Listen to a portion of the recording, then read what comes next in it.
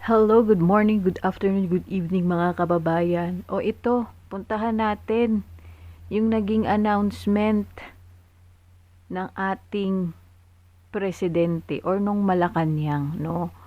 Ha? Aabot pa kaya to? Comment nyo nga mga kababayan kung aabot pa to yung i-prioritize, no, yung bill ng anti-dynasty, tapos yung Independence Commission. Tatlo yung binanggit niya dito eh. So pakinggan natin kung ano yung naging announcement ng Malacanang kasi nga matagal na nga siyang kumbaga matagal na nagko-call out yung mga tao sa kanya na i-prioritize niya yung mga ganyan kasi nga gusto ng mga tao na maging independent talaga yung ICI na yan. Pero sabi niya nga, gumagana naman daw, 'di ba? Tapos ngayon tingnan mo, dahil sa pressure, 'di ba? Wala siyang choice kung hindi mag-announce siya ng ganito. Ang tanong na lang dito, aabot pa kaya to kasi ilang days na lang. Ilang days na lang yung natitirang session bago sila mag-Christmas break. So pakinggan natin, parang pansin niyo ba mga kababayan, parang stress si Attorney Claire dito.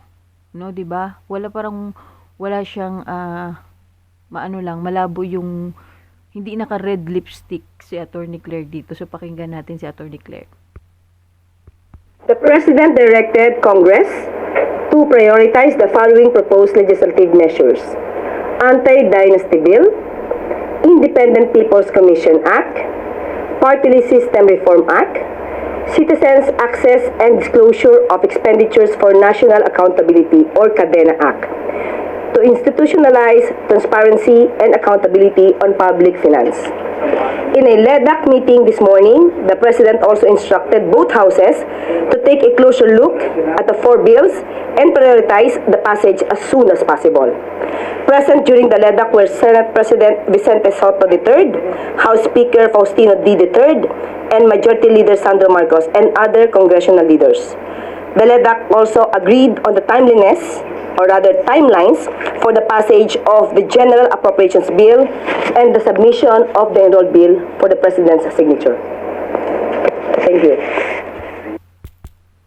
So walang question and answer, announcement lang yung ginawang briefing na to or media statement. So abangan natin kung anong mangyayari dyan mga kababayan kasi nga na ba, malapit na yung Christmas eh.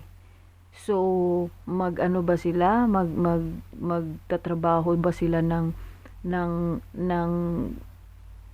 kahit na Christmas Day, 'di ba? Kasi nga apat pala yung CADENA Act ni Bam Aquino, yung party list system, yun nga yung independence nung ICI at saka yung anti-dynasty bill. So abangan natin kung ano yung mangyayari dito. Dapat na talagang maipasayang anti-dynasty law na yan, anti-dynasty na yan kasi nga sobra na. Imagine niyo kahit sa Congress, makinig lang kayo sa mga kapag mag-attendance check, sobrang dami, magkakapatid, mag-asawa, mag-ama, mag-ina, mag-in-laws, 'di ba? Sobrang dami. Doon pa lang sa mga revilla eh. Lunod na kayo doon.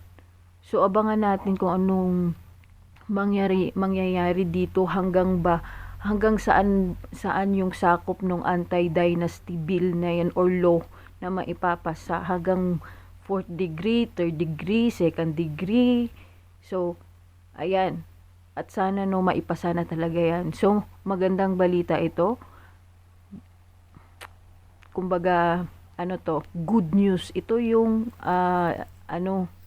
ito yung talagang good na news. So comment nyo po kung ano masasabi nyo dito sa announcement na to ng Malacanang. So ayan, maraming salamat. God bless ating lahat. Ingat-ingat palagi. Bye-bye.